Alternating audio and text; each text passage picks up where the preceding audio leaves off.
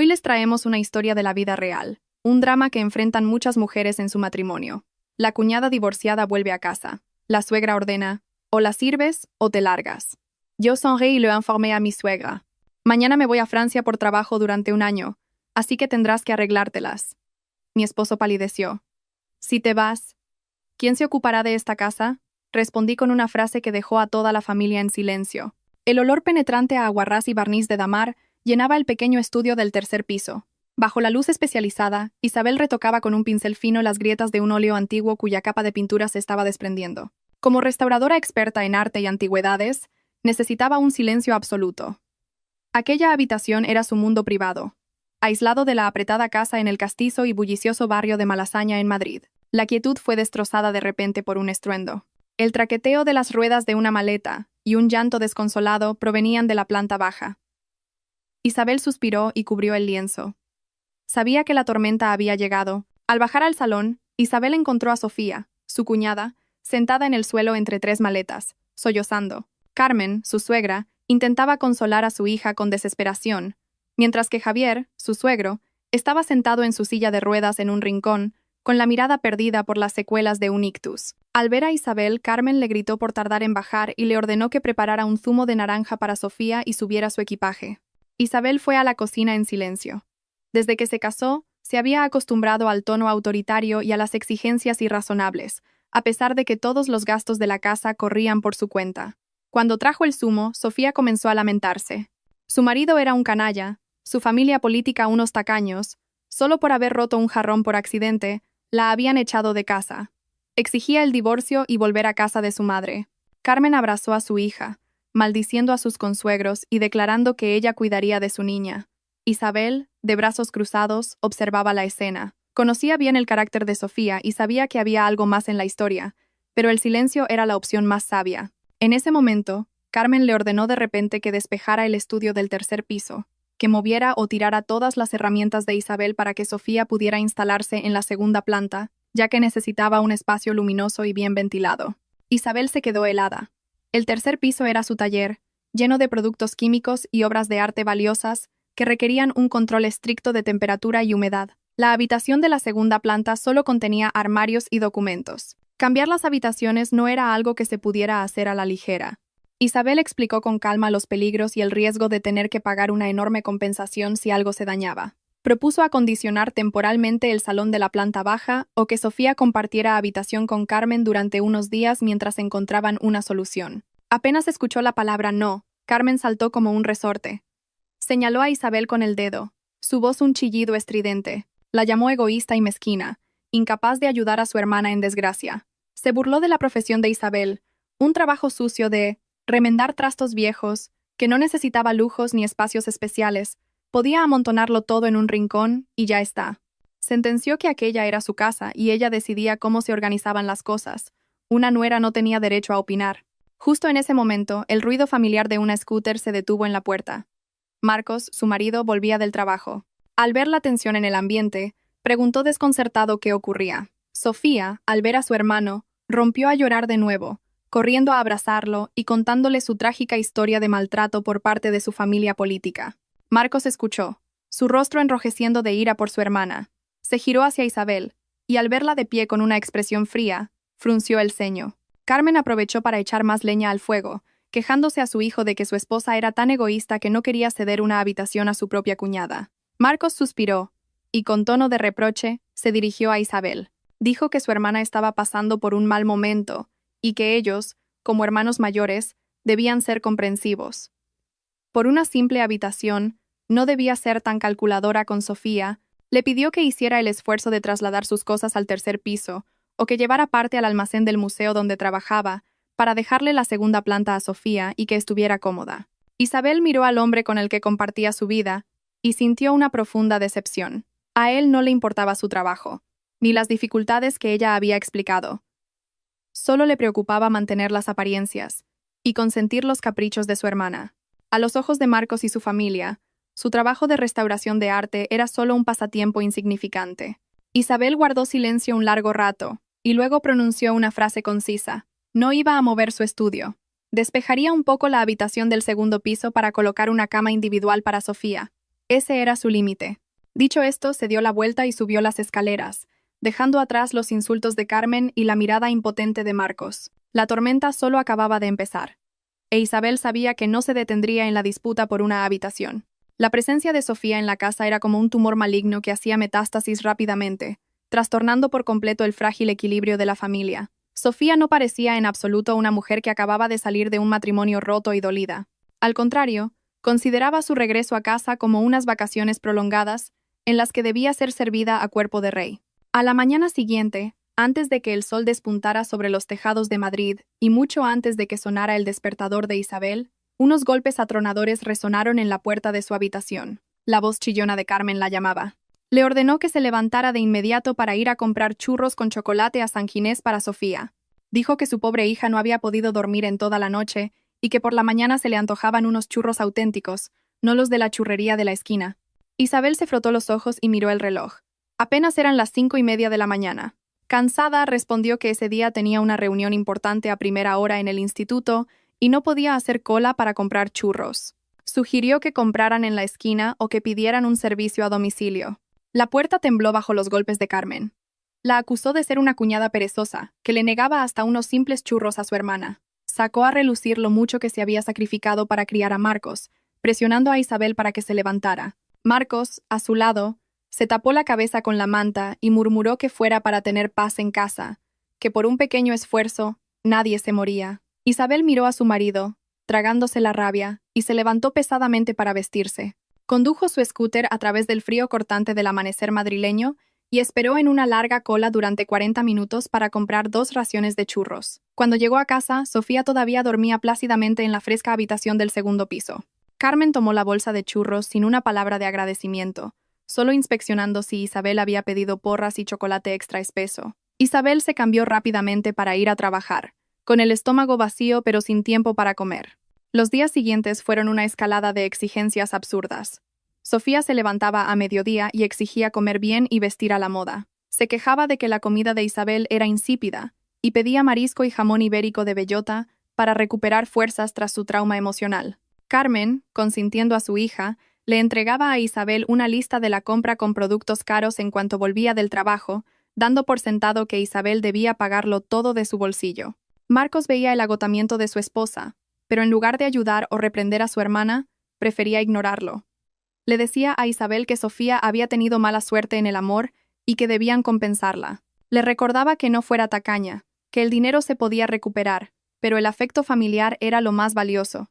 Isabel sonrió con amargura.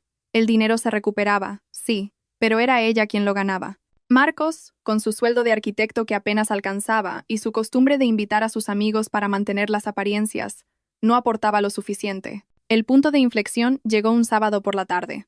Isabel había aceptado un importante proyecto de restauración externo, un óleo antiguo de un coleccionista privado muy exigente. Llevó el cuadro a casa para adelantar trabajo durante el fin de semana. El lienzo estaba cuidadosamente colocado en un caballete en su estudio del tercer piso, junto a caros disolventes importados de Francia. Isabel bajó a la cocina para preparar la cena por orden de Carmen. Cuando regresó a su estudio, un fuerte olor a productos químicos la golpeó. La puerta, que siempre cerraba con cuidado, estaba abierta de par en par. Entró corriendo y se quedó petrificada. Sofía estaba sentada despreocupadamente en la silla de trabajo de Isabel, sosteniendo un frasco de un potente disolvente utilizado para limpiar barnices antiguos, y lo usaba con un algodón para quitarse el esmalte de uñas. Peor aún, había derramado parte del líquido, salpicando una esquina del valioso óleo. La pintura, al contacto con el disolvente, se había hinchado y emborronado, creando una mancha de color desfigurada. Isabel gritó, corriendo a arrebatarle el frasco. Temblorosa, examinó el daño en el cuadro, un sudor frío recorriéndole la espalda. Aunque el daño no era irreparable, arreglarlo requeriría un esfuerzo inmenso y un riesgo altísimo, sin mencionar el grave perjuicio a su reputación con el cliente. Sofía, sorprendida, se levantó de un salto. Con descaro, le dijo a Isabel que no exagerara, que solo había tomado prestado un poco de quitaesmalte. El del baño se había acabado y al ver tantos frascos allí, pensó que eran cosas sin importancia y tomó uno. Isabel se giró, con los ojos inyectados en sangre por la ira. Le gritó que eso era un producto químico profesional, que un frasco pequeño costaba cientos de euros, no un quitaesmalte barato del supermercado. Y lo más importante, había dañado el cuadro de un cliente, cuya compensación podría ascender a miles de euros, e incluso podría costarle su carrera si el cliente la demandaba. La discusión alertó a Carmen, que subió corriendo. Al ver a su hija siendo regañada por su cuñada, la defendió sin preguntar qué había pasado. Acusó a Isabel de ser una tacaña, de armar un escándalo por un pequeño accidente. Dijo que esos cuadros viejos y rotos no tenían ningún valor. Marcos también acababa de llegar. Vio a su esposa furiosa, a su hermana haciendo pucheros y a su madre gritando. Miró el cuadro dañado y luego a Isabel, y dijo con ligereza: «Bueno, intenta arreglarlo. ¿Para qué regañarla? Ella no sabía. Eres la hermana mayor. Deberías guardar mejor tus cosas importantes». Isabel miró a las 3 personas frente a ella, y sintió como si una roca gigante le oprimiera el pecho. La falta de respeto, la invasión descarada de su espacio y su trabajo, no era simple ignorancia, era la esencia de esa familia. Consideraban su esfuerzo y sus bienes como algo que tenían derecho a usar y pisotear. Tras el incidente del cuadro, Isabel pasó 3 noches en vela para reparar el daño. Tuvo que usar una lupa, pinzas y agujas diminutas para retirar cada partícula de pintura dañada y luego mezclar colores para retocar milímetro a milímetro. El olor a químicos y la tensión le provocaban un dolor de cabeza insoportable. Pero lo que más le dolía era la indiferencia de la familia de su marido. Ni una disculpa de Sofía, ni una palabra de interés de Marcos.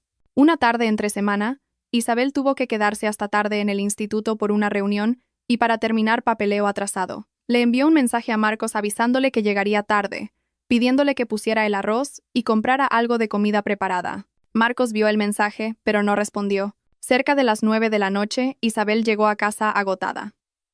La casa estaba en silencio. La luz del salón encendida pero vacía. Entró en la cocina, esperando encontrar algo para comer. La mesa estaba puesta, pero la comida estaba fría y revuelta. En la fuente de carne guisada solo quedaban unos trozos de grasa y algunas verduras quemadas. El cuenco de sopa estaba casi vacío. La arrocera estaba abierta, con solo unos granos secos pegados al fondo. Isabel tragó saliva, su estómago rugía. Abrió la nevera en busca de unos huevos para hervir, pero estaba vacía. La leche que había comprado para el desayuno también había desaparecido. En ese momento, oyó risas y charlas animadas desde la habitación de Carmen en la planta baja. La puerta estaba entreabierta, e Isabel vio a toda la familia reunida viendo la televisión y comiendo fruta de postre. Sofía estaba recostada en el regazo de su madre, comiendo un trozo de mango. Marcos le daba un masaje en los pies a su padre. Una escena de una familia feliz y unida, pero sin ella. Al ver pasar la sombra de Isabel, Carmen gritó con voz cortante. Le preguntó dónde había estado hasta tan tarde. Una mujer casada no debía pasarse el día fuera descuidando sus deberes. La comida estaba ahí, que comiera rápido y limpiara todo, que no lo dejara para que se llenara de hormigas. Sofía añadió con voz melosa que el trabajo de su cuñada, rodeada de cosas viejas y llenas de malas energías, la hacía ser una persona sombría y amargada. Seguro que llegaba tarde porque se quedaba por ahí para quitarse el mal olor antes de atreverse a volver. Soltó una risita, burlándose de que su cuñada ganara dinero con una profesión tan poco glamurosa y se diera aires de ejecutiva ocupada. Isabel no respondió. Estaba demasiado cansada para discutir. Subió en silencio a su habitación, pensando solo en ducharse y dormir para olvidar el hambre. Al abrir el armario para coger ropa, se detuvo. El cajón secreto donde guardaba algo de dinero en efectivo para emergencias estaba movido. Un mal presentimiento la invadió. Abrió la pequeña caja de madera que escondía bajo la ropa de invierno. Estaba vacía. Los 2.000 euros que había sacado el día anterior para pagar un curso de especialización y las medicinas de sus padres habían desaparecido. En esa casa, aparte de ella, solo Marcos sabía dónde guardaba ese dinero. Isabel bajó corriendo a la habitación de Carmen con la caja vacía en la mano. Se plantó frente a Marcos, le mostró la caja y, con voz temblorosa, le preguntó dónde estaba el dinero. Marcos se sobresaltó, evitando su mirada. Carmen y Sofía dejaron de reír y la miraron fijamente. Marcos, nervioso, se rascó la cabeza. Dijo que lo había tomado prestado y no había tenido tiempo de decírselo. Como Sofía estaba muy triste, le había dado el dinero para que se comprara un tratamiento de spa completo y algunos vestidos nuevos para animarse. Pensaba que, siendo marido y mujer, el dinero era de ambos. No entendía por qué se ponía tan tensa. Isabel sintió como si un rayo la hubiera partido. 2.000 euros eran el fruto de un mes entero de trabajo duro, inhalando polvo y productos químicos. Dinero que había ahorrado céntimo a céntimo. Y su marido lo había robado tranquilamente para que su hermana se fuera de spa y de compras. Mientras tanto, Él no le había dado ni un euro para los gastos de la casa ese mes. Con voz contenida, Isabel le preguntó a Marcos si sabía para qué iba a usar ese dinero. Marcos, molesto, respondió que a ella no le faltaba el dinero, que cuando tuviera un nuevo proyecto se lo devolvería. No entendía por qué armaba tanto escándalo delante de sus padres. Sofía intervino con desdén. Dijo que su cuñada era una tacaña. Su cuñada sufría una desgracia, y su hermano le daba un poco de dinero para animarse, y ella se quejaba. Se burló de Isabel diciendo que ganaba dinero, pero era tan agarrada que nadie la soportaba. Carmen se unió al coro, acusando a Isabel de ser una mujer mezquina que contaba hasta el último céntimo. Dijo que el dinero de su hijo también era de ella. Marcos había tomado dinero de su propia casa. No se lo había robado a nadie, así que no entendía el escándalo. Concluyó con una frase hiriente. No te creas tan importante por ganar 4 duros y menosprecies a esta familia. Marcos es arquitecto, hace grandes cosas. Cuando gane millones, tú también te beneficiarás. Ahora que pasa por un mal momento, tienes que ser comprensiva y apoyarlo. Isabel se quedó de pie en medio de la habitación, con las lágrimas a punto de brotar, pero se las tragó. Se dio cuenta de que no solo era el cajero automático de esa familia, sino también una sirvienta no remunerada, despreciada y explotada hasta la médula. El domingo, Isabel planeaba dormir un poco más para recuperarse de una semana agotadora. Pero a las 7 de la mañana, Carmen ya estaba aporreando la puerta para despertarla. Le entregó una hoja de papel llena de texto, la lista de tareas del día. Le dijo que era un buen día y que había invitado a unos amigos de Sofía y a algunas señoras de su asociación de mujeres del barrio para animarla. La tarea de Isabel era ir al mercado y preparar un banquete para unas 15 personas. El menú ya estaba decidido. Cochinillo asado, paella de marisco, sopa de pescado, platos elaborados que requerían mucho tiempo y dinero. Además, señaló una montaña de ropa cara de seda de Sofía en el baño. Dijo que la lavadora estaba rota, así que Isabel debía lavarlo todo a mano, tenderlo con cuidado y plancharlo para que Sofía tuviera algo que ponerse para recibir a sus invitados. Isabel sostuvo la lista, sus manos temblando de rabia. Miró a Carmen y dijo, articulando cada palabra, que estaba cansada y necesitaba descansar. Había trabajado sin parar toda la semana y al llegar a casa le tocaban las tareas domésticas. No tenía fuerzas para servir en la fiesta de Sofía. Sugirió que Carmen encargara la comida o que Sofía se encargara de sus propios amigos. En cuanto a la ropa, quien la usaba, la lavaba. Ella no era una sirvienta. Carmen se puso morada al escuchar la negativa rotunda de Isabel. No esperaba que su nuera, habitualmente sumisa, se atreviera a responderle de esa manera. Golpeó la mesa de cristal con un estruendo que sobresaltó a Javier. Gritó que Isabel era una insolente y una maleducada, la acusó de ser una nuera desagradecida que, por ganar dinero, quería pisotear a su suegra. Dijo que era una desgracia para la familia tener una nuera como ella. Su cuñada sufría y sus amigos venían a apoyarla. Una buena cuñada debería arremangarse y ayudar para dejar bien a la familia, no mostrarse perezosa y resentida. Marcos, que estaba tomando un café en el patio, entró corriendo. Al ver a su madre al borde de un ataque, se volvió hacia Isabel y le gritó. Le preguntó qué había hecho para enfadar tanto a su madre. Era solo una comida, que la preparara y acabara con el problema. Los amigos de Sofía eran gente importante. No podía dejar a la familia en ridículo. Isabel miró a Marcos directamente a los ojos y le preguntó quién estaba dejando en ridículo a quién. Le preguntó si los 2.000 euros que él le había robado no eran suficientes para que Sofía contratara a alguien. ¿Por qué tenían que explotarla a ella? Sofía bajó de su habitación, y al oír la conversación, se echó a llorar a gritos. Se lamentó de que su cuñada la odiaba, y quería echarla, por eso buscaba pelea. Amenazó con irse de casa para no molestarla, que prefería morir en la calle. Carmen, angustiada por su hija, alcanzó el punto máximo de su ira. Señaló a Isabel y le dio un ultimátum. Su voz era fría, dura y cruel. Te lo diré una vez. Mientras yo viva en esta casa, yo mando. Sofía es mi hija y es natural que viva aquí. Tú eres la nuera. Tu deber es cuidar y servir a esta familia. Si no puedes servir a tu cuñada en este momento, si no cumples con tu deber de nuera, entonces lárgate. Esta casa no acoge a nueras perezosas, insolentes y egoístas como tú. Vete y desaparece de mi vista, para que Marcos pueda casarse con otra mujer, una que sea más sensata. La habitación se sumió en un silencio sepulcral tras el grito de Carmen. Isabel miró a Marcos, esperando una palabra de apoyo, o al menos un intento de calmar la situación, pero no. Marcos se quedó allí, con la cabeza gacha, jugueteando con el borde de su camisa, sin atreverse a mirar a su esposa. Tenía miedo de su madre, de los llantos de su hermana.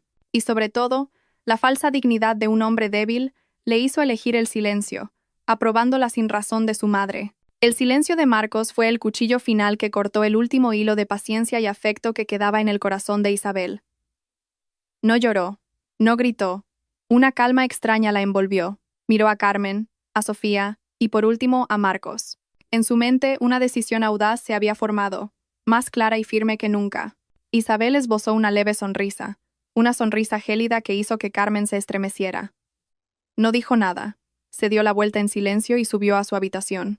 Carmen, creyendo que se había asustado y que iba a obedecer, le dijo a Marcos con altivez: «Hay que ser estricto para que obedezcan. A las mujeres no se las puede consentir, que se malcrían». Pero Carmen no sabía que Isabel no subía para cambiarse y bajar a la cocina, sino para abrir su ordenador y enviar un correo electrónico confirmando el vuelo más importante de su vida para la mañana siguiente. A la mañana siguiente, la atmósfera en la casa de 3 plantas en el barrio de Malasaña era pesada como el plomo. El cielo de Madrid estaba gris, y una llovizna fina aumentaba la sensación de penumbra y humedad típica de las casas antiguas y oscuras. Normalmente, a esa hora, la cocina ya estaría en marcha, con el olor a café recién hecho y tostadas inundando la casa.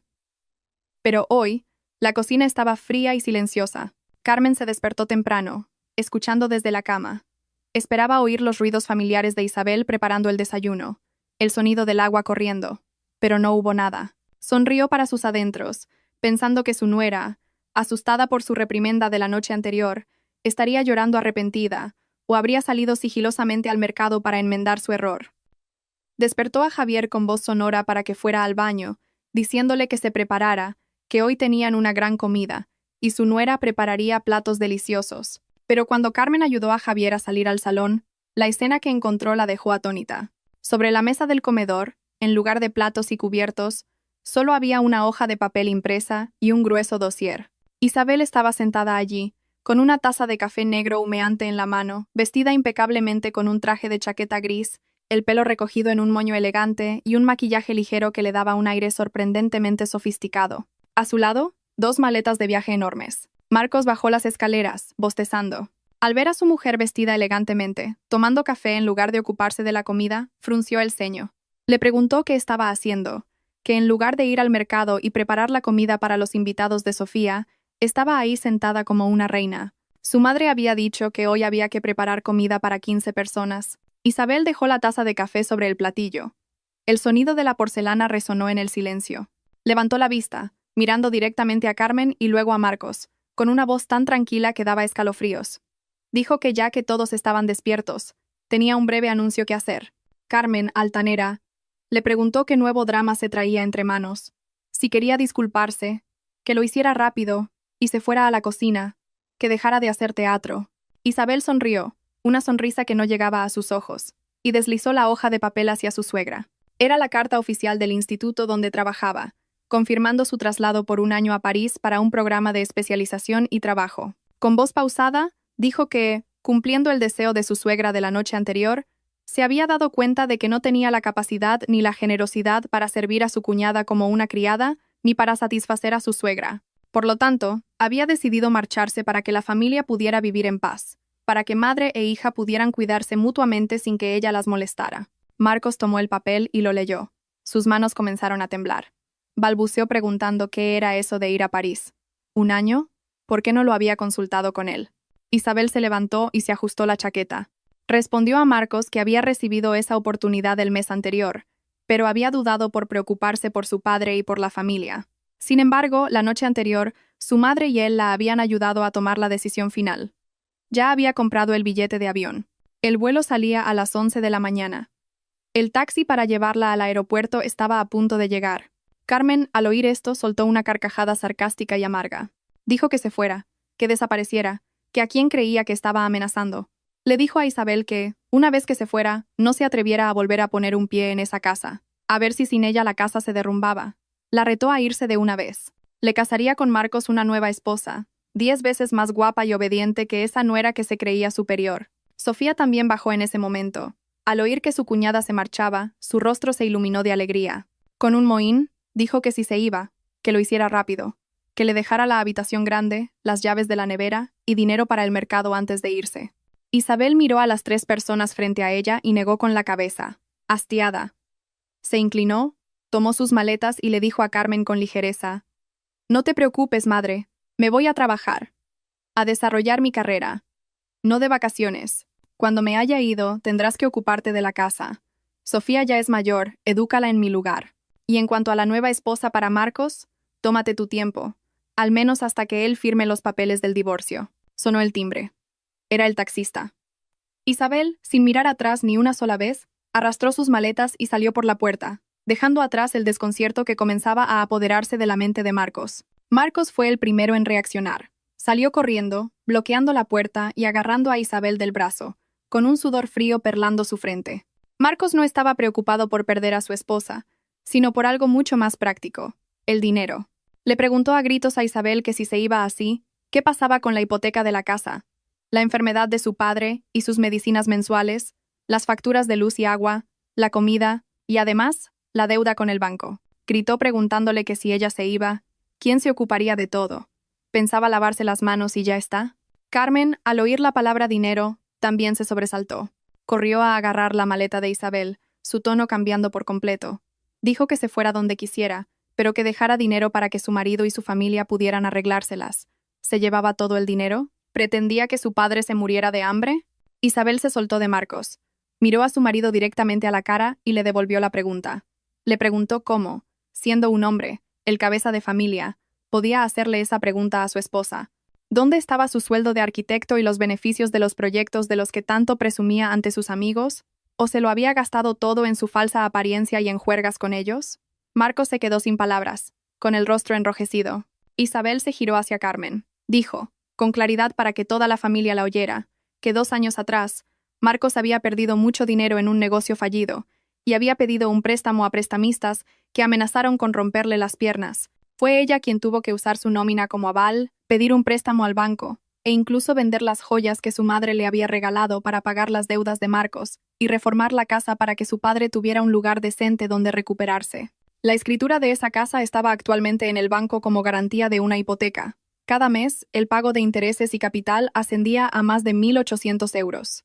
Durante 2 años, todo ese dinero se había deducido de su cuenta bancaria. Isabel miró su reloj y sonrió con amargura. Les dio la noticia que fue como un trueno. Dijo que el día 15 de ese mes vencía el próximo pago. Es decir, en solo 5 días.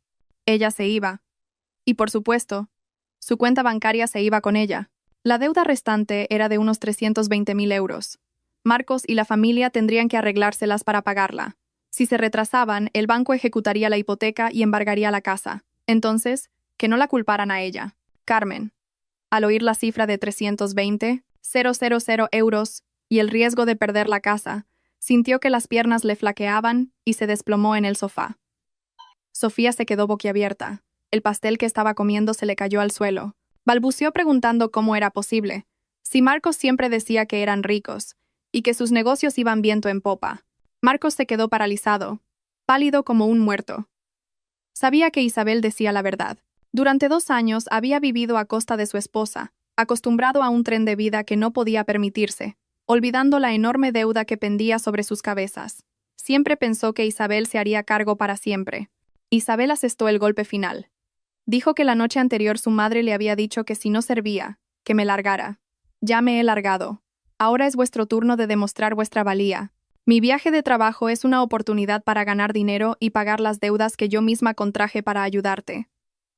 Si conserváis esta casa o no, dependerá de la suerte de vuestra familia. Dicho esto, Isabel salió decididamente hacia el coche. La puerta se cerró de golpe y el taxi se puso en marcha, dejando atrás la casa sumida en un pánico absoluto. Marcos corrió unos pasos tras el coche, pero fue inútil. Se giró para mirar a su madre y a su hermana, y vio un futuro oscuro cerniéndose sobre él. Isabel se fue, dejando un vacío inmenso y un caos que nadie en su familia había previsto. Esa misma mañana, el infierno abrió sus puertas para Carmen y sus hijos. Los invitados de Sofía llamaron para pedir la dirección y asistir a la fiesta.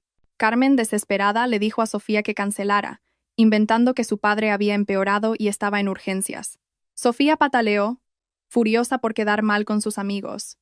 Pero al ver la cocina fría y la nevera vacía, no tuvo más remedio. Ese mediodía, toda la familia tuvo que comer fideos instantáneos. Marcos, por costumbre, Se sentó a la mesa esperando que le sirvieran, y solo al cabo de un rato recordó que su mujer se había ido. Torpemente, fue a la cocina a calentar agua, y derramó la mitad del hervidor en el suelo, quemándose por poco. A la hora de la medicación, Javier gemía en su cama. Carmen buscó por todos los armarios las pastillas para la tensión y para la memoria de su marido, pero no las encontró. Isabel siempre las dejaba organizadas por día y hora en un pastillero. Ahora, frente a un montón de blísteres de colores en una bolsa, Carmen no sabía cuál era cuál. Por miedo a darle la pastilla equivocada, decidió que Javier se saltara la dosis del mediodía. Por la tarde, el calor sofocante del verano madrileño se colaba por cada rincón de la casa. La ropa sucia de Sofía y del resto se amontonaba en el baño, desprendiendo un olor agrio. Carmen le pidió a Sofía que lavara, pero ella protestó diciendo que sus uñas de gel, que costaban una fortuna, se estropearían con el detergente. Carmen se lo pidió a Marcos. Él, agobiado por cómo conseguir el dinero para el banco, le contestó de mala gana que lo dejara, que ya lo llevaría a la lavandería. Para la cena nadie podía soportar más fideos. Sofía exigió arroz. Marcos se arremangó y fue a la cocina a preparar arroz y una tortilla. Pero el pobre hombre, que nunca había hecho nada en casa, se olvidó de encender la arrocera. Cuando sirvió la mesa, descubrió el arroz hinchado en agua fría. La tortilla estaba tan salada como la salmuera porque se le había ido la mano con la salsa de soja. Javier, hambriento, intentó comer un trozo, pero tosió y lo escupió todo. Carmen miró la comida desastrosa, a su marido enfermo y descuidado, a su hija inútil pegada al móvil y a su hijo torpe. Se le llenaron los ojos de lágrimas. Empezó a maldecir en voz alta. Maldijo a Isabel por ser una desgraciada y abandonarlos. Maldijo a Marcos por ser un hombre inútil que no sabía controlar a su mujer. La casa, que Isabel mantenía impecable, se había convertido en menos de 12 horas en un campo de batalla desordenado, sucio y lleno de gritos. La oscuridad cayó sobre la casa, no solo la de la noche, sino la de la impotencia. Pasó una semana, y la vida de la familia de Carmen se hundió en la crisis. Pero el verdadero golpe no fue la comida mal hecha o la casa sucia, sino las facturas. El lunes por la tarde, el presidente de la comunidad de vecinos llamó al timbre con un fajo de recibos: luz, agua, internet y gastos de comunidad. Isabel siempre los pagaba por domiciliación bancaria, pero antes de irse había cancelado todos los pagos automáticos. Marcos sostuvo la factura de la luz. Sus ojos casi se salían de las órbitas. 400 euros por un mes. No podía creerlo. Le gritó a Carmen preguntando por qué era tan alta. La causa era Sofía. Desde que llegó, tenía el aire acondicionado a 18 grados día y noche, incluso cuando salía, para que la habitación estuviera fresca al volver. También dejaba el termo de agua caliente encendido las 24 horas. Marcos subió corriendo a la habitación de Sofía y la regañó. Ella, que se estaba aplicando una mascarilla, le contestó descaradamente.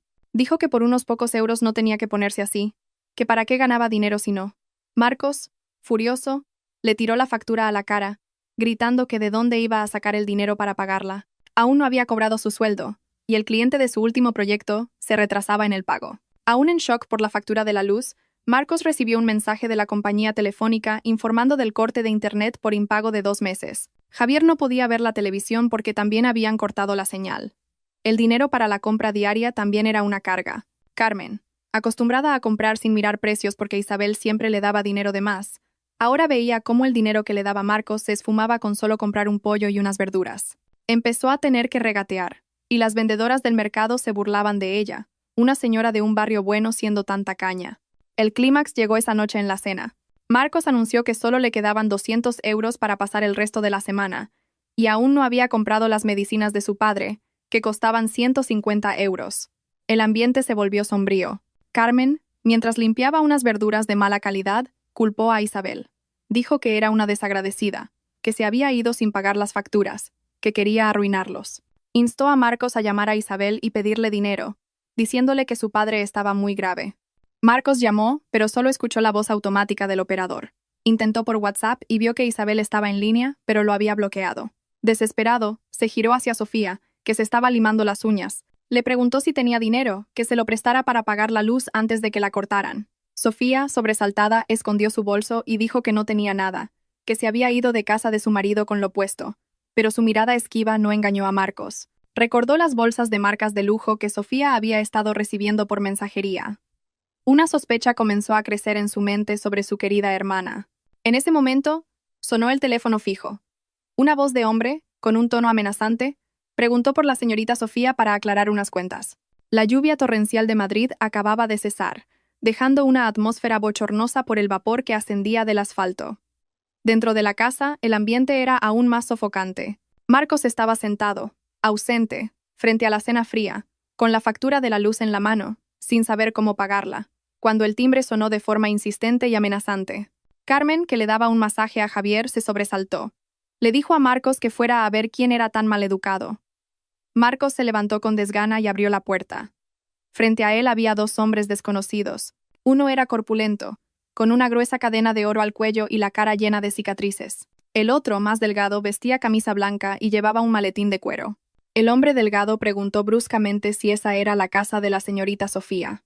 Marcos asintió, vacilante. Antes de que pudiera preguntar quiénes eran, los dos hombres entraron en la casa como si fuera suya. Carmen, al verlos, se levantó asustada y se interpuso para proteger a Javier. Gritó preguntando quiénes eran y qué querían, amenazando con llamar a la policía. El hombre corpulento se rió, se sentó en una silla y encendió un cigarrillo. Dijo que llamara a quien quisiera, que ellos solo venían a cobrar una deuda, no a robar. El hombre delgado abrió su maletín, sacó unos papeles y los arrojó sobre la mesa. Marcos los cogió. Sus ojos se abrieron como platos al ver la cifra total de la deuda, con intereses 50.000 euros. Debajo la firma y la huella dactilar de Sofía. El documento se titulaba Préstamo para inversión empresarial. Carmen cogió el papel, temblando. No podía creerlo. Balbuceó que debía de ser un error, que su hija era una buena chica, que acababa de ser expulsada por su marido y no podía haber pedido tanto dinero. Justo en ese momento, Sofía bajó de su habitación, retransmitiendo en directo por redes sociales sus penurias. Al ver a los dos hombres, su rostro se quedó sin sangre. Intentó dar media vuelta y huir, pero el hombre corpulento la bloqueó en las escaleras. El hombre delgado golpeó la mesa con los dedos. Dijo que la señorita Sofía pensaba que huyendo de su marido se libraría de sus deudas, que su exmarido había sido muy paciente, pagándole las deudas 2 veces, pero que a la tercera se cansó y la echó para que sus padres la educaran. El plazo para pagar era mañana. Si no había dinero, que no se quejaran si se ponían serios. Marcos miró a su hermana, su expresión pasando de la incredulidad a la furia.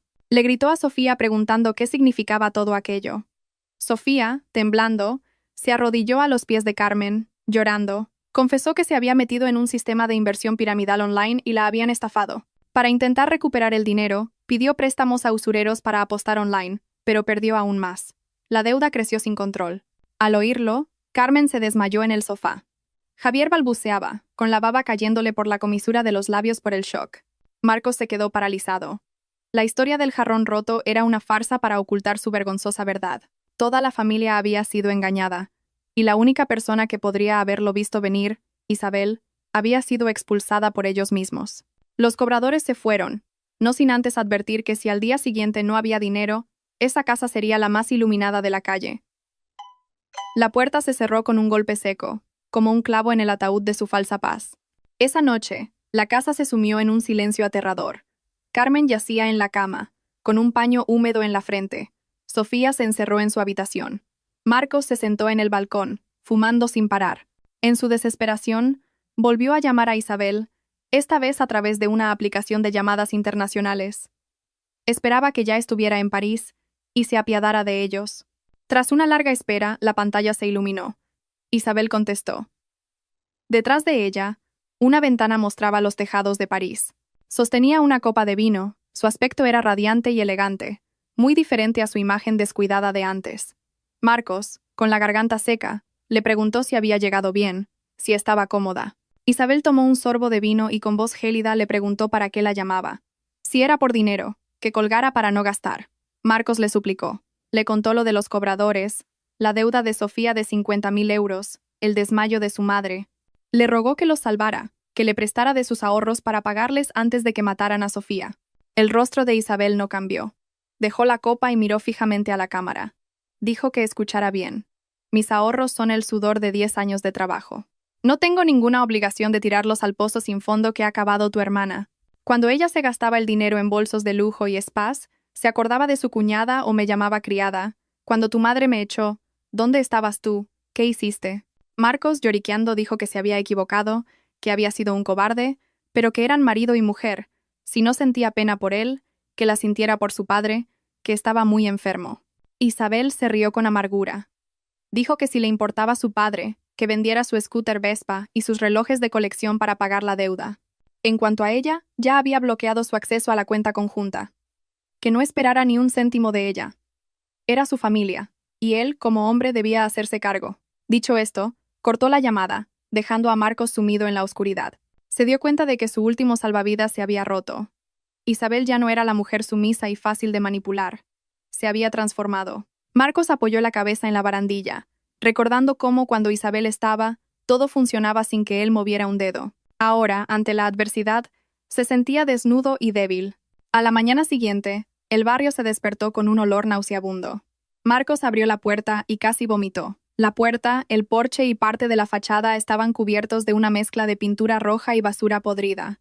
Los vecinos que salían a pasear se tapaban la nariz y cuchicheaban. Marcos, furioso, limpió el desastre, sintiendo cómo el olor y la humillación se le impregnaban en la piel y en el orgullo de su familia. Después, subió a la habitación de Sofía. La sacó de la cama y la arrastró frente a su armario lleno de ropa y bolsos de marca. Le gritó que lo vendiera todo para pagar la deuda. Sofía se aferró a sus cosas, gritando que eso era su imagen, que cómo iba a mirar a sus amigos. Le dijo que él era un inútil, que vendiera su propia moto. La rabia acumulada explotó. Marcos abofeteó a Sofía con tal fuerza que la tiró al suelo. Ella, con el labio sangrando, se abalanzó sobre él, arañándolo y gritando. Carmen subió corriendo, y al ver a su hija herida, empujó a Marcos, golpeándolo. Llorando, lo llamó monstruo, cobarde. Le dijo que Sofía era su hermana, que si se equivocaba debía aconsejarla, no pegarle, que era un ser despiadado, igual que su esposa. Marcos se dejó golpear, mirando con asco a su madre defendiendo a su hija malcriada y a su hermana egoísta. Se rió amargamente y dijo que siguiera consintiéndola, que un día vendería la casa entera, y entonces ya lloraría. Carmen abrazó a Sofía, y ambas lloraron como si Marcos fuera el culpable de todo. Fuera. El hedor seguía colándose por las ventanas, mezclándose con el olor a podredumbre de una familia en plena descomposición. El almuerzo de ese día quedó intacto. Los sollozos de Sofía y las maldiciones de Carmen no cesaban. Javier, en su habitación, lo oía todo, impotente. La angustia le oprimió el pecho. Por la tarde, Marcos escuchó la respiración entrecortada de su padre. Se giró y vio a Javier con el rostro morado, agarrándose el pecho y con los ojos en blanco. Marcos gritó horrorizado. Carmen corrió y al ver a su marido convulsionando chilló de pánico. Llamaron a una ambulancia, que llegó con las sirenas a todo volumen y se llevó a Javier al Hospital La Paz. Los médicos diagnosticaron un infarto agudo de miocardio. Su estado era crítico y necesitaba una intervención urgente para salvarle la vida. Una enfermera le entregó a Marcos un formulario para pagar un depósito de 5.000 euros por la operación y los materiales. Marcos miró el papel con manos temblorosas. En su cartera solo tenía 200 euros. Miró a Carmen, que también estaba pálida. Ella sacó unos pocos billetes de su bolsillo. Marcos salió al pasillo y llamó frenéticamente a todos sus amigos, a aquellos a los que tantas veces había invitado. Pero solo recibió excusas. Unos estaban de obras, otros acababan de tener un hijo, otros no contestaban. Todos conocían su situación y nadie quería verse involucrado. La enfermera lo apremió para que pagara. Cada minuto era vital. Marcos, desesperado, le dijo a su madre que no había conseguido nada. Carmen, con lágrimas en los ojos, se quitó el collar de oro que había heredado de su madre. Luego, de un bolsillo oculto, sacó una bolsita de tela y extrajo 3 anillos de oro. Era todo lo que le quedaba. El dinero que guardaba para su propio funeral y el de su marido.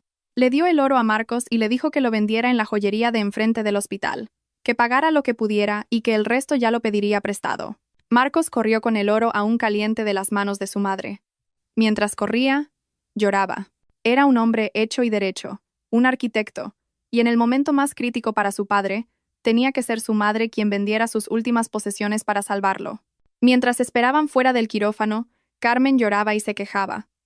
No culpaba a Sofía por sus deudas, ni a Marcos por su inutilidad. Culpaba a Isabel. Decía que, al irse, se había llevado la suerte de la casa, que los había maldecido y por eso Javier estaba así. Si ella estuviera allí, habría pagado y no tendrían que haber vendido el oro. Marcos, a su lado, la escuchaba en silencio. No tenía fuerzas para discutir, ni cara para defender a Isabel, solo sentía un vacío y un miedo inmenso. El oro fue suficiente para pagar el primer depósito, pero tras la operación venía una costosa recuperación, y la hipoteca seguía pendiente. y la deuda de Sofía estaba a punto de estallar. El futuro de su familia parecía completamente cerrado.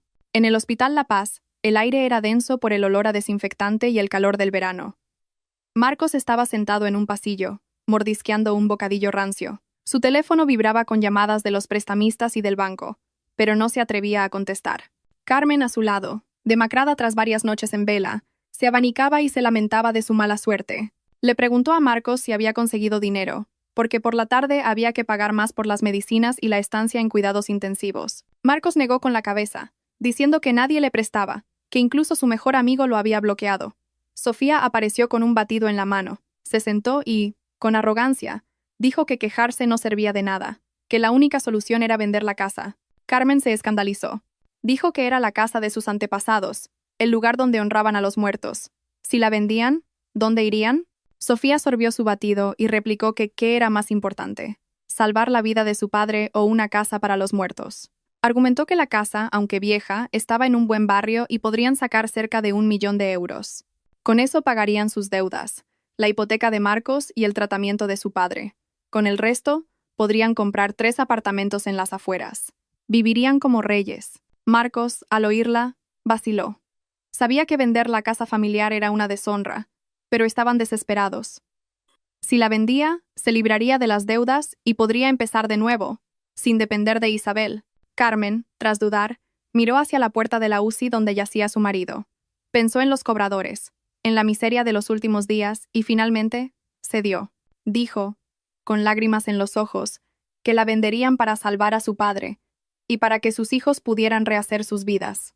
Pero exigió comprar otra casa inmediatamente para trasladar el altar de sus antepasados. A Sofía se le iluminaron los ojos. Llamó al instante a un agente inmobiliario que conocía. Le dijo que trajera a un buen cliente, que la venta sería rápida. Marcos, viendo el entusiasmo de su hermana ante la desgracia familiar, sintió un nudo en la garganta. ¿Desde cuándo su familia había caído tan bajo como para vender su hogar ancestral por dinero? Pero no tenía otra opción. Asintió, convirtiéndose en cómplice. La noticia de la venta de la casa se extendió rápidamente. Dada su ubicación privilegiada, a pesar de su mal estado, atrajo a varios compradores. 2 días después, un agente llamado David trajo a una pareja adinerada. Carmen los recibió, intentando aparentar que vendían para mudarse al extranjero, no por deudas. A los compradores les encantó la casa, especialmente su estructura de madera noble. Tras un breve regateo, acordaron un precio de 950.000 euros, una fortuna que resolvería todos sus problemas. Al día siguiente, se citaron en la notaría para firmar el contrato de arras y verificar la documentación. Marcos llevó la escritura de la propiedad. En la notaría, el comprador, un hombre meticuloso, pidió al notario que comprobara la situación legal de la propiedad en el registro antes de pagar.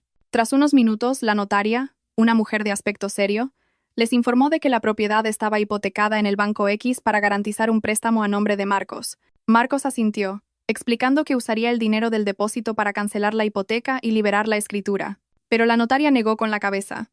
El problema era otro. El préstamo tenía como avalista y copropietaria a la esposa de Marcos, Isabel. El contrato estipulaba que cualquier transacción relacionada con la propiedad, incluida la cancelación de la hipoteca, requería obligatoriamente la firma de ambos cónyuges. El banco había evaluado la capacidad de pago basándose principalmente en los ingresos de Isabel, no en los de Marcos. El comprador preguntó dónde estaba la señora Isabel, que viniera a firmar. Carmen, Sofía y Marcos palidecieron. Marcos balbuceó que su mujer estaba trabajando en el extranjero. La notaria sentenció que, en ese caso, necesitaban un poder notarial validado por el consulado español en el extranjero. Sin ese poder o la presencia física de Isabel, la casa no se podía vender. Estaba legalmente bloqueada. El comprador, molesto por la pérdida de tiempo, se levantó, recuperó su dinero y se fue sin despedirse. El agente inmobiliario los miró con desprecio y se fue tras su cliente. Los 3 se quedaron solos en la notaría, con la esperanza hecha añicos. La sombra de Isabel, aunque ausente, lo controlaba todo. Al volver de la notaría, el desánimo se apoderó de la casa. La esperanza de vender se había esfumado. Marcos, desesperado, intentó contactar con Isabel por todos los medios. Le envió decenas de correos electrónicos, suplicando, apelando a su compasión, incluso mintiendo sobre la inminente muerte de su padre. Pero no obtuvo respuesta. Por la noche, borracho, la llamó por vídeo usando un número nuevo. Isabel contestó. Seguía pareciendo tranquila y distante. Marcos rompió a llorar, suplicando y luego acusándola de cruel. Le gritó que si no enviaba el poder, todos morirían, y si eso la haría feliz. Isabel esperó a que terminara, y luego respondió con frialdad. Le recordó que la casa estaba hipotecada por las pérdidas de él en la bolsa, y que ella llevaba 2 años pagando la deuda. Y ahora él quería venderla para pagar las deudas de su hermana, borrando todo su esfuerzo. No iba a afirmar nada. La mitad de esa casa era suya. Marcos, revelando su verdadera naturaleza, la amenazó con el divorcio. Dijo que un juez ordenaría la venta y la división de los bienes. Isabel sonrió con desdén. Le dijo que llevaba mucho tiempo esperando eso, que revisara su correo. Le acababa de enviar un regalo. Marcos abrió el correo y encontró un borrador de acuerdo de divorcio y división de bienes. Isabel lo había preparado todo, detallando cada céntimo que había aportado, con extractos bancarios como prueba. Le ofrecía 2 opciones. O él le devolvía todo el dinero que ella había pagado, más los intereses, y ella firmaba. O se divorciaban y, tras saldar todas las deudas, lo que quedara de la casa se dividiría, dejándole a él casi nada. Marcos dejó caer el teléfono. Se dio cuenta de que Isabel lo había planeado todo. No se había ido por un enfado pasajero. Se había ido para acorralarlo y obligarlo a enfrentar la cruda realidad de su propia incompetencia y carácter. 3 días después, la casa estaba más desolada que nunca. Javier seguía en el hospital, gracias a un nuevo préstamo que Marcos había conseguido de usureros. Carmen lo cuidaba día y noche. En casa, Marcos bebía y Sofía, aterrorizada por las amenazas de los cobradores, buscaba algo de valor para vender. Sus ojos se posaron en el altar familiar, donde había un juego de candelabros de bronce antiguos, una herencia familiar que, según Carmen, valía una fortuna. Aprovechando que Marcos dormía la borrachera, Sofía cogió los candelabros, los envolvió en una manta y, de paso, se llevó la televisión y el microondas. Justo cuando salía por la puerta, Carmen llegó inesperadamente. Al ver a su hija robando los objetos sagrados, se quedó horrorizada. Intentó detenerla, gritando si había perdido la cabeza, si iba a vender el altar de sus antepasados. Sofía, acorralada, se enfrentó a su madre. Le gritó que los muertos estaban, que a ella la iban a matar, y a su madre solo le importaban unos trozos de metal. Forcejearon, y Sofía empujó a Carmen con todas sus fuerzas. Carmen cayó, golpeándose la cabeza contra el borde de una mesa. Con un gemido de dolor, quedó tendida en el suelo, sangrando. Sofía, al ver a su madre herida, sintió un instante de pánico, pero el miedo a sus acreedores fue más fuerte. Murmuró una disculpa y huyó con el botín. Carmen, en el suelo, llorando de dolor físico y emocional, recordó a Isabel. Recordó cómo era ella quien limpiaba y cuidaba esos candelabros con devoción. Había echado a la nuera buena para acoger a la hija desalmada. El remordimiento la consumió. Las olas rompían suavemente en la playa de arena blanca, y el viento susurraba entre las palmeras. En una villa de lujo en la costa de Tenerife, Isabel saboreaba un té de manzanilla. Lejos del ruido y la humedad de Madrid, sentía una libertad y una paz inmensas. En realidad nunca había ido a París. El billete era real, pero lo canceló. Había aceptado el proyecto del Museo Francés, pero trabajaría a distancia los primeros 3 meses. Mintió sobre su paradero para cortar todo contacto con la familia de Marcos y observar desde la distancia el desenlace de su drama. David, su abogado y viejo amigo, llegó con un dossier. Le informó de que todos los documentos estaban listos. Tenían pruebas irrefutables de que Isabel había sido la principal responsable financiera de pagar la hipoteca. Le preguntó si estaba segura de seguir adelante, ya que la familia de su marido podría perderlo todo. Isabel, con la mirada fija en el mar, le dijo que no quería destruir a nadie, pero que ellos la habían forzado. El buenismo mal empleado era estupidez, y ella ya había sido estúpida durante demasiado tiempo. Ahora solo reclamaba lo que era suyo. David le mostró un vídeo grabado discretamente. En él se veía la casa de Madrid, con la fachada sucia, Carmen con la cabeza vendada y Marcos deambulando como un alma en pena.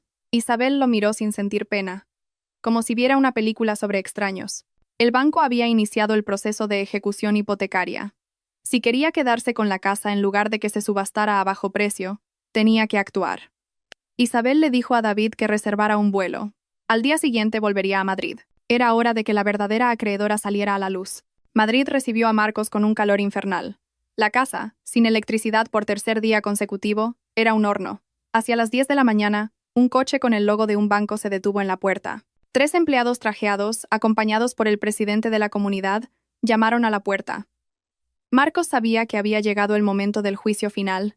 Los empleados del banco le entregaron la notificación de ejecución hipotecaria y el aviso de embargo. Le explicaron en voz alta, para que todos los vecinos curiosos oyeran, que debido al impago reiterado y a la ausencia de la avalista, procedían a precintar la propiedad. Carmen, al oír la palabra precinto, se arrodilló, suplicando y llorando, pero las normas eran las normas. Los empleados, con firmeza pero con corrección, le explicaron que ya habían enviado múltiples avisos. Si no entregaban la casa voluntariamente, volverían con la policía y una orden judicial. Los vecinos cuchicheaban.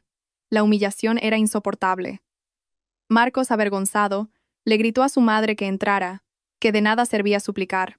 Prometió débilmente a los empleados que pagaría en 24 horas. Ellos, escépticos, aceptaron darle un último plazo. Pegaron una notificación de precinto temporal en la puerta y se fueron, prometiendo volver a la mañana siguiente con un agente judicial. Esa noche, en la oscuridad, Carmen recordó los primeros días de Isabel como nuera. Recordó su diligencia, su cuidado, cómo le masajeaba los pies cuando le dolían las articulaciones. Recordó las comidas deliciosas que preparaba, y recordó cómo la había tratado, como a una extraña, una máquina de hacer dinero. Había apoyado a su hija malcriada y había echado a la nuera que realmente se preocupaba por ellos. Ahora, su tesoro había robado el altar familiar y la había abandonado, mientras que su hijo era un inútil. El remordimiento la ahogaba. Temblando, cogió su viejo móvil y llamó a Isabel. Cuando oyó su voz fría al otro lado, Carmen se derrumbó. Llorando, le suplicó perdón.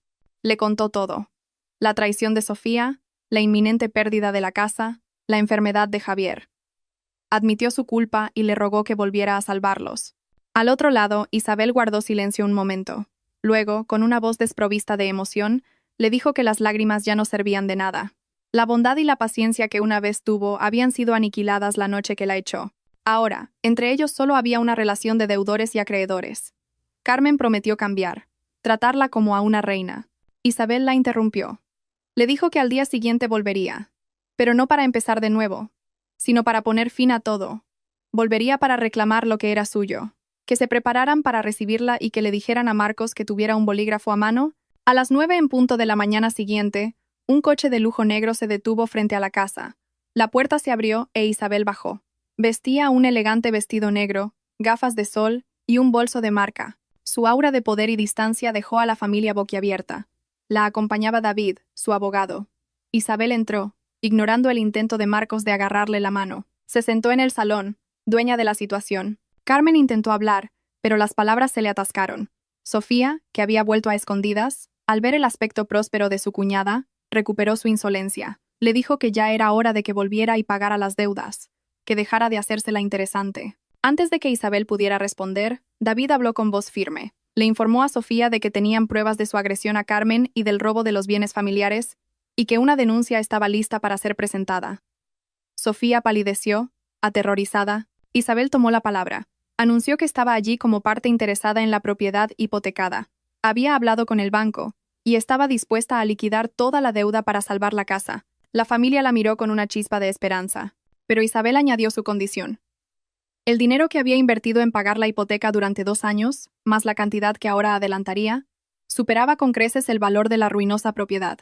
Por lo tanto, la casa debía ser transferida a su nombre, convirtiéndose ella en la única propietaria. El silencio que siguió fue absoluto.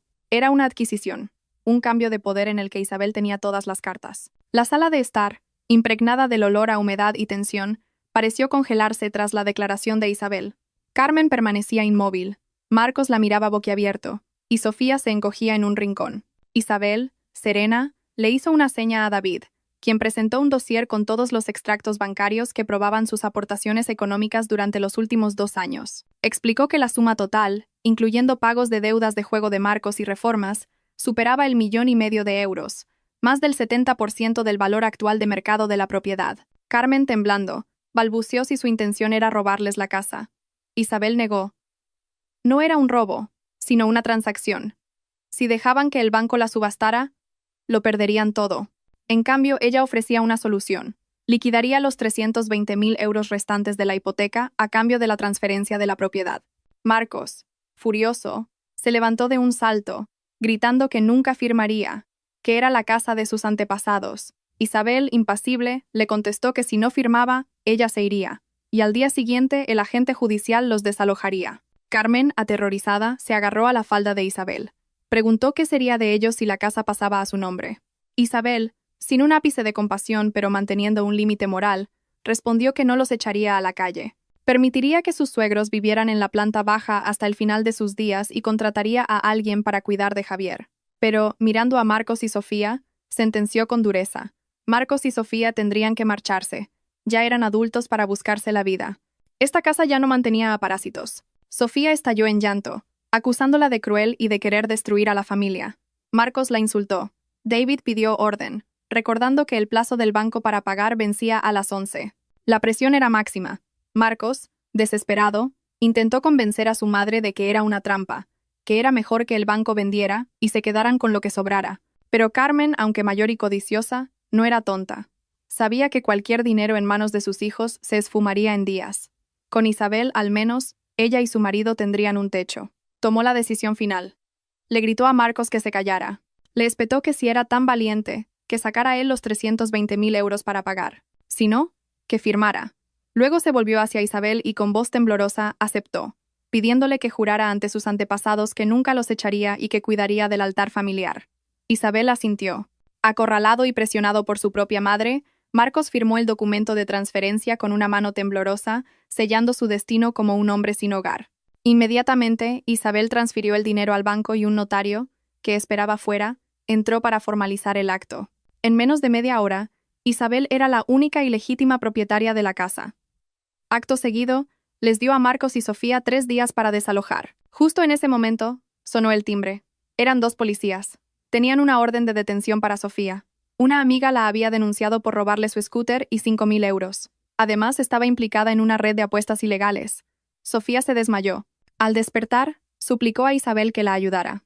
Isabel, con frialdad, le dijo que ella no era un pozo sin fondo ni la garante de sus delitos, que asumiera las consecuencias y se reformara. Sofía fue arrestada entre gritos y lamentos. Una semana después, el divorcio de Isabel y Marcos se formalizó rápidamente. En el juzgado, Isabel lucía radiante y segura. Marcos, en cambio, parecía un hombre destruido. Intentó suplicarle una última vez, pidiéndole un divorcio de mentira para poder seguir viviendo en la casa. Isabel se rió con amargura. Le recordó la pregunta que él le hizo al irse. Si te vas, ¿quién se ocupará de esta casa? Le dijo que esa pregunta le había revelado que para él, ella solo era una sirvienta y un cajero automático. Y ahora, él tendría que pagar el precio de su dependencia. Tras el veredicto, Isabel salió del juzgado sin mirar atrás, y se subió al coche donde David la esperaba, dejando a Marcos solo con su ruina. 3 meses después, la casa de Malasaña era irreconocible. Isabel la había transformado en un elegante hogar y un moderno estudio de restauración. Carmen vivía en la planta baja, silenciosa y sumisa, dependiendo del dinero que Isabel le dejaba en un sobre cada mes. El trato entre ellas era inexistente. Un muro de dolor insalvable las separaba. Marcos había caído en la miseria. Sin trabajo como arquitecto debido a su mala reputación, se ganaba la vida como repartidor en una moto destartalada. Un día, al pasar por su antigua calle, vio la casa, ahora hermosa y llena de vida. Vio a Isabel en la ventana, concentrada y exitosa. La envidia y el arrepentimiento lo consumieron. Se sentó en un bar de enfrente, ocultando su rostro, observándola desde lejos, consciente de todo lo que había perdido por su propia debilidad. Esa noche, Isabel organizó una pequeña fiesta en la azotea, ahora un precioso jardín, para celebrar un premio internacional que había ganado su proyecto. Rodeada de amigos cultos y elegantes, con David a su lado, irradiaba felicidad. Desde abajo, oculta en la oscuridad, Carmen la observaba, comprendiendo con amargura que si hubiera sido una buena suegra, ahora podría estar compartiendo esa felicidad. En la calle, Marcos también miraba la fiesta desde su moto, una figura patética y solitaria. El sonido de su motor al arrancar fue el único testigo de su dolor. Isabel escuchó el ruido familiar. Reconoció la silueta de su exmarido, pero no sintió nada. Ni odio, ni pena. Eran solo un mal recuerdo. Brindó con sus amigos, disfrutando del aire fresco de la noche madrileña. Había atravesado la tormenta y, finalmente, había encontrado la paz y la libertad. La casa era suya, su carrera era suya, y, lo más importante, su vida estaba en sus manos. La historia terminaba con una mujer fuerte en la cima de su mundo, con un pasado cerrado y un futuro brillante por delante.